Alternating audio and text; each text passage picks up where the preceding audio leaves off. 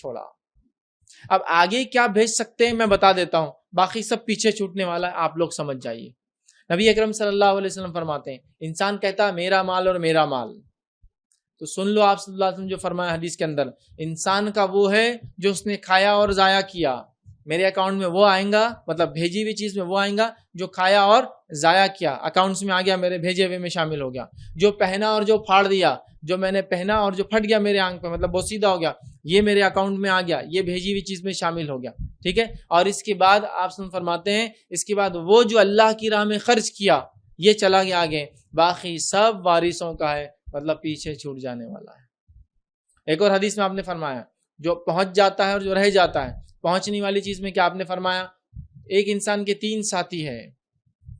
ایک ساتھی وہ ہے جو مرتے ہی ساتھ چھوڑ دیتا ہے, وہ ہے اس کا مال. ایک ساتھی وہ جو قبرستان تک آتا ہے, وہ ہے اس کے رشتہ دار. اور ایک ساتھی وہ جو اس کے قبر میں بھی آئیں گے, فرشتوں کے حساب کتاب کے بعد وہ قبر میں آئیں گے, اور قیامت کے دن بھی آئیں گے, وہ ہے اس کے اعمال. تو اعمال ہے جو آگے جا رہے ہیں, جو بھیج سکتے ہیں, اور پیچھے کیا چھوڑ کے جا رہے ہیں دنیا کے اندر. اب آپ اور میں طے کریں جو کچھ میں نے اور آپ نے کیا وہ آگے بھیجا یا پیچھے چھوڑ گیا. ابھی ہماری پلاننگ پوری وہ ہے کہ آگے کیا بھیجنا ہے وہ نہیں ہے, یہاں کیا چھوٹنے والا پوری پلاننگ اس کی ہے. آپ نے گھر بنایا, اچھی بات ہے, لیکن یہ گھر ساتھ جائیں گا, بتائیے, نہیں جائیں گا. نہیں جائیں گا. کیا جائیں گا پھر؟ وہ جو اعمال بھیجے آپ نے اور وہ جو اچھے کام کیے وہ جانے والے, یہ نہیں جانے والا. یہ بھی مباح ہے, جائز ہے, لیکن اس کے لیے اس کی ٹوپی اس کے سر, اس سے لون لے کے اس کو وہ کر دیا, اس سے لون لے کے یہ کر دیا, گھر بنا لیا, جگہ لی تو کبھی قبضہ کر لیا, زیادتی کر لی, پڑوسی کا حق مار دیا, سب کچھ یہ کر کے کیا بنایا, وہ چیز بنایا جو پیچھے رہنے والی ہے. پتہ نہیں وارث اس پہ کیا کریں گے. اور کبھی کبھار تو یہ دیکھا گیا کہ آپ کی اور میری تدفین سے پہلے لوگ بولتے یہ تو طے کر لو اس کا کیا ہوگا.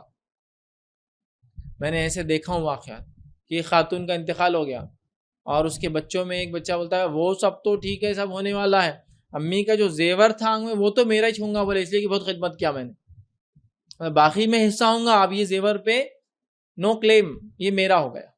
تو دیکھیے ابھی انسان کو دفنائے بھی نہیں, اٹھا کے لے کے بھی نہیں گئے, مٹی میں ڈالے بھی نہیں, تو ایشو کھڑا ہو گیا جو چھوڑا تھا وہ کس کا ہوگا. آپ سمجھ رہے نا, میں اور آپ جو دنیا میں جمع کرتے ہیں وارثوں کے لیے کرتے ہیں, یہ آگے پہنچنے والی چیزوں میں سے نہیں ہے.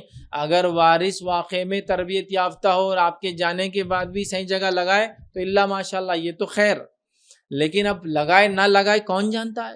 اپنے ہاتھوں سے لگا لو جو لگانا ہے, اپنی زندگی میں وہ عمل کر لو جو تم کو کرنا ہے, بعد میں وارثوں کے چکر میں مت جاؤ.